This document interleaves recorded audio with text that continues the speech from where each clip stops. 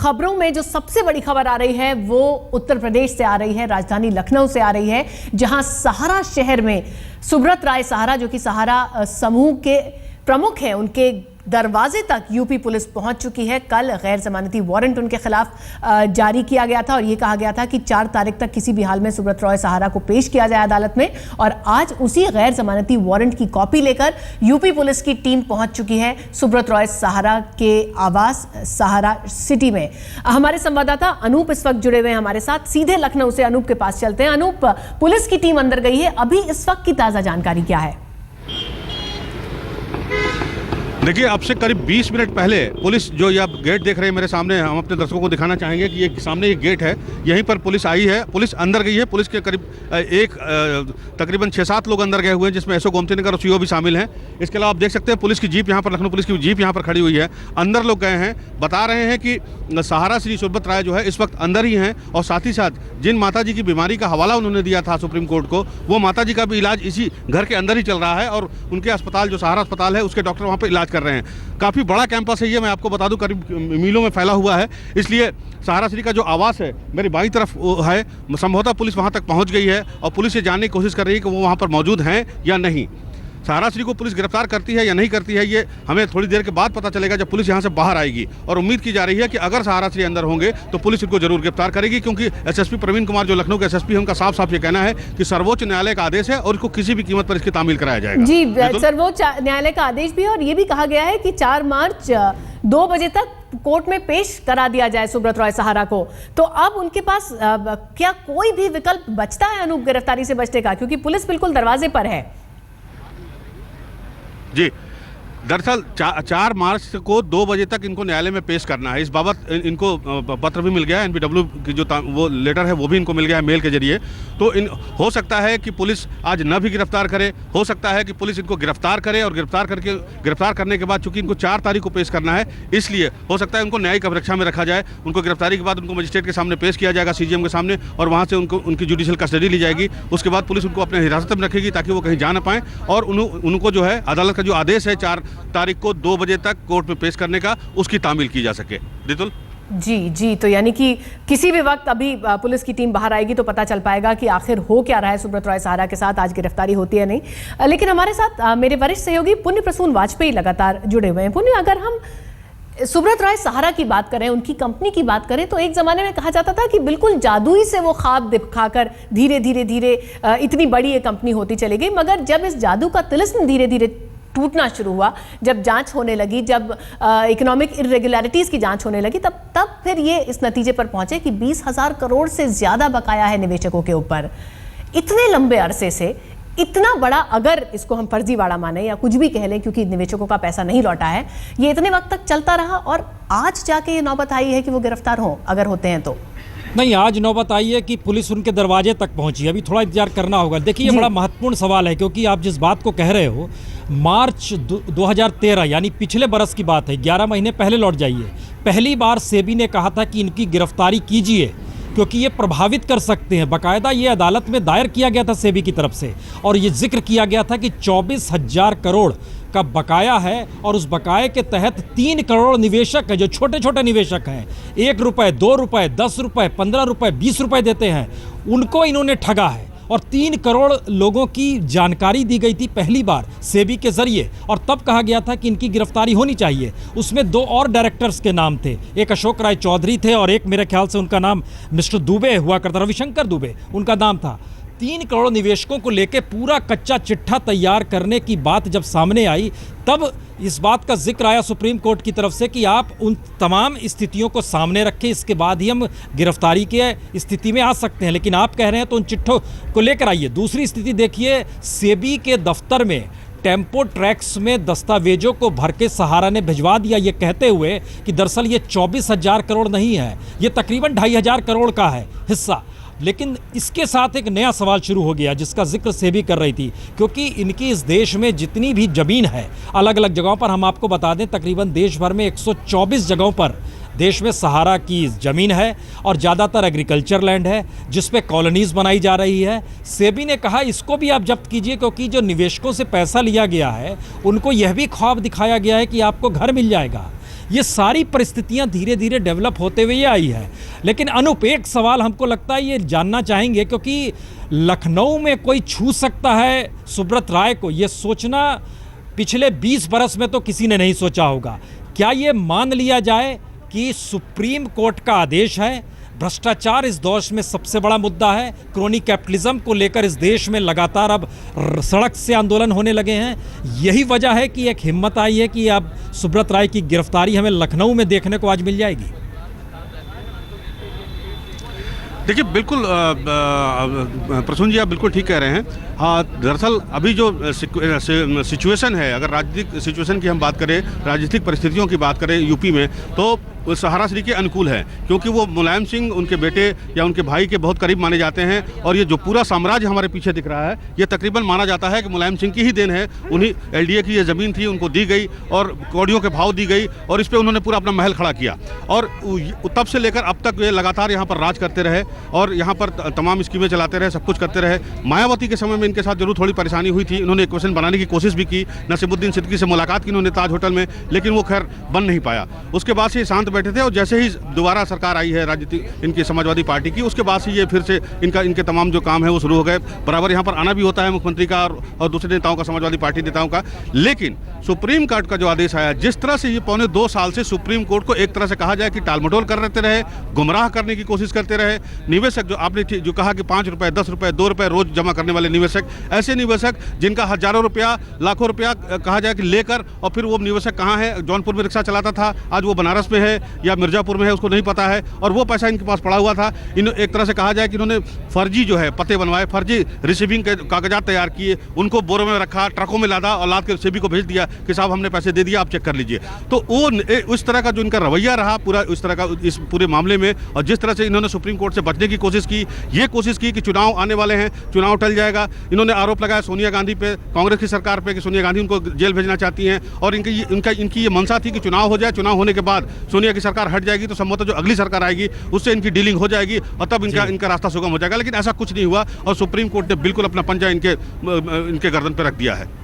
जी रितुल, ये एक चीज़ और इसमें हम जोड़ दें, ये देखिए बड़ा महत्वपूर्ण है। जब ये लोग 2-2 रुपए, 1-1 रुपए, 10 रुपए, 15 रुपए निवेशकों से लेते थे, जो बड़े छोटे छोटे निवेशक है, समझ सकते हैं, रिक्शा वाला भी होगा, पान ठेले वाला भी होगा, ये बोलते थे इनके लोग कि बैंक में आप पैसा जमा करेंगे तो 3%, 4% आपको इंटरेस्ट मिलेगा, और ज़्यादा मिलेगा, फिक्स डिपॉजिट कर दीजिएगा तो 9 से 10% मिलेगा।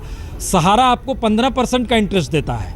अब आप कल्पना कीजिए कि एक तरफ ये पूरी पैरेलल व्यवस्था खड़ी की गई, करोड़ों के वारे न्यारे करते हुए, और ये आंकड़ा अगर 15% के इंटरेस्ट के हिसाब से जोड़ा जाए, जिसका जिक्र सेबी ने अपने पूरे दस्तावेज में किया है, जो 24,000 करोड़ पार कर रहा है, उसको घटाते हुए इन्होंने कहा कि दरअसल हमने तो सिर्फ 2,500 करोड़ का आप मांगिए ना, आप 24,000 करोड़ क्यों कर रहे हैं? तब ये सवाल आया कि दरअसल ये स्थिति आज की नहीं है, ये बीते 30 बरस से ये स्थिति चिटफंड के जरिए जो शुरू हुई, होते होते यहाँ तक आई है। और सुप्रीम कोर्ट ने अपनी रूलिंग में एक लाइन में इसका जिक्र किया है कि क्या इस देश के भीतर सरकार जब अपने तरीके से इकोनॉमिक पॉलिसी बनाती है, उसके तहत बैंक काम करते हैं और रिजर्व बैंक काम करते हैं, तो क्या चिटफंड उसके दायरे में नहीं आता है? ये रूलिंग है सुप्रीम कोर्ट की, और उन्होंने सवालिया निशान खड़ा किया था, और उसके बाद ही चिटफंड के ऊपर नकेल कसने की शुरुआत होती है इस देश में। और उसके हिस्से में आते आते एक ऐसा शख्स भी आया है जो कि माहिर माना जाता है राजनीति को साधने के लिए। ऋतु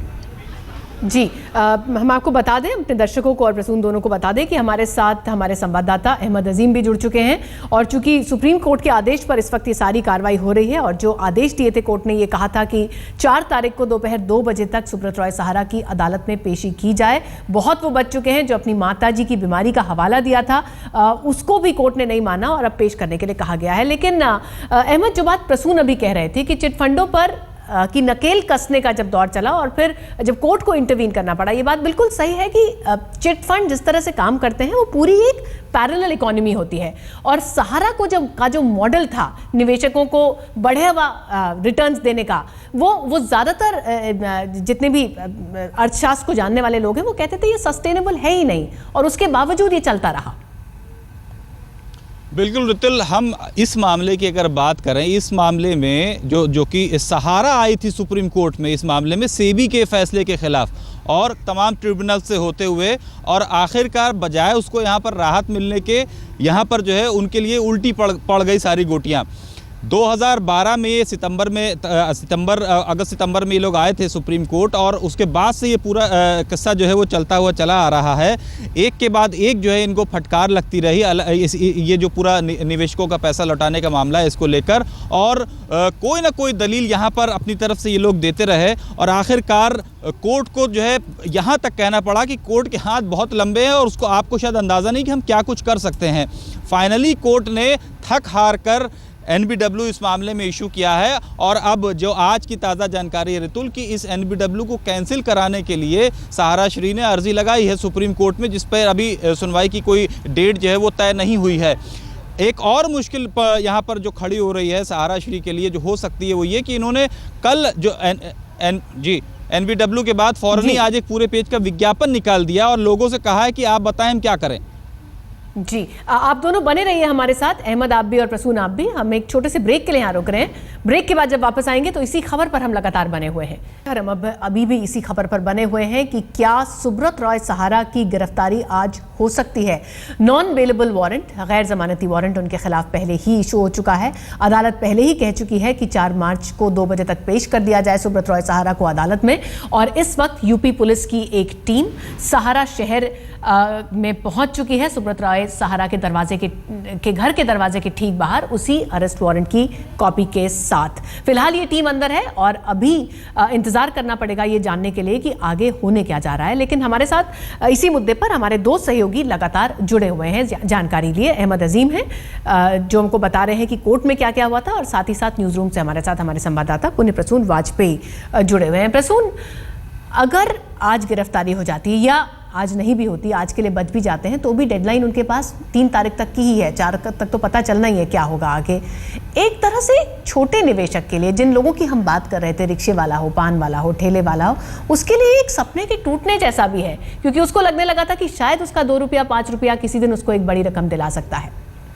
सवाल सपने के टूटने का नहीं है, इस देश के साथ फ्रॉड करने का है। हम देख रहे थे अभी सेबी के डॉक्यूमेंट्स हम देख रहे थे ब्रेक के दौरान। सेबी ने जो दिया हलफनामा, जो सुप्रीम कोर्ट में बताया कि क्यों गिरफ्तार किया जाना चाहिए, जो दस्तावेज सौंपे गए सहारा की तरफ से, उसमें आपको जान के हैरत होगी कि क्या कहा गया उसमें। उन्होंने कहा गया हमने इसे पैसा लौटा दिया मिस्टर एक्स, उसमें लिखा गया NH यानी नेशनल हाईवे 21 गोरखपुर। सेबी ने कहा ना मोहल्ले का नाम है ना हाउस नंबर है, और ऐसे एक नहीं, आप सोचिए हजारों दस्तावेज हैं जिसमें सिर्फ कोई भी नाम लिख दिया गया, जिक्र कर दिया गया इस नेशनल हाईवे के किनारे ये रहते हैं। इस स्थिति में दस्तावेज दिए गए हैं। इसीलिए सेबी ने जो अनुमान लगाया है 3 करोड़ छोटे निवेशकों का और 24,000 करोड़ का जो जिक्र किया जा रहा है कि आपको ये पैसा लौटाना होगा, इसका एक मतलब बहुत साफ है कि इस देश के में एक पैरेलल इकोनॉमी कर चल रही है। सेबी को बनाया ही इसीलिए गया था कि इस देश में जो ब्लैक मनी पैरेलल में रन करती है उस पर नकेल कसने के लिए, और मेरे ख्याल से सेबी ने वही सारी परिस्थितियां सामने लाकर रखी कि देखिए रिजर्व बैंक के पैरेलल में एक इकोनॉमी है जो फ्लोटिंग मनी काम करती है। चूंकि बहुत छोटे छोटे लोग जो दिहाड़ी में काम करते हैं, उनका पैसा कहाँ जाए, बैंक तक पहुँच नहीं पाते हैं, और उनके घर घर में पहुँचते हैं जो निवेशक या चिटफंड के लोग होते हैं, आप इतना पैसा दे दीजिए, और पूरा भरोसे पर पूरी इकोनॉमी चलती है। लेकिन बहुत छोटा हिस्सा है, लेकिन ये जोड़ते जोड़ते जब सेबी ने इस देश के भीतर जोड़ा, आपको जान के हैरत होगी कि ये 24,000 करोड़ तो सहारा से वसूल करने की बात है। तकरीबन 2 लाख करोड़ का हिस्सा सेबी ने रखा है अपने उसमें टेबल पे कि इस स्थिति में ये देश चल रहा है, और इस तरीके से ये कंपनियां खड़ी होती हैं और फिर आगे पैसा लौटाती नहीं और फिर आगे डेवलप होती चली जाती हैं। सुप्रीम कोर्ट ने इसीलिए जब इस गिरफ्तारी की बात आई, और सेबी इससे पहले चूंकि मार्च 2013 में सेबी ने सबसे पहले गिरफ्तारी की बात का जिक्र किया था, जिसके खिलाफ सुप्रीम कोर्ट का दरवाज़ा सुब्रत रॉय ने ठकठकाया था। सुप्रीम कोर्ट ने इस गिरफ्तारी के साथ इसका भी जिक्र किया है कि इस तरीके से पैसे की उगाही समाज के भीतर से खड़े करके आप इस देश की इकोनॉमी को ख़त्म कर रहे हैं, उसमें कहीं क्रैक्स पैदा कर रहे हैं। ये लाइन है एक सुप्रीम कोर्ट की। तो तो ये बहुत आसान वक्त नहीं है और ये एक अच्छी बात है कि इस देश में चुनाव सामने खड़े हैं। मुलायम सिंह जो सबसे करीबी नेता उनके हैं वह भी समझ रहे होंगे कि दरअसल चुनाव का वक्त है, उन्हें कल जनता के बीच ही जाना है। और निवेशक चूंकि उनकी तादाद 3 करोड़ बताई गई है तो यूपी के बहुत सारे होंगे, यूपी, बिहार, मध्य प्रदेश, छत्तीसगढ़, बंगाल का कुछ इलाका है, ऐसे तमाम इलाकों में ही ज़्यादातर निवेशक इनके हैं। उन इलाकों के जाहिर तौर पर पॉलिटिकल पार्टी कहीं से भी इनको ढाल तो बनने का काम करेगी नहीं। इसीलिए यह बहुत महत्वपूर्ण परिस्थिति में आई है कि दरअसल राजनीति जब कमजोर होती है तो इंस्टीट्यूशन हमारे यहाँ मजबूत होते हैं जी। तो ये मजबूत इंस्टीट्यूशन का एक नज़ारा पहली बार नज़र भी आ रहा है कि हाँ, इंस्टीट्यूशन काम करें तो नकेल कसी जा सकती है।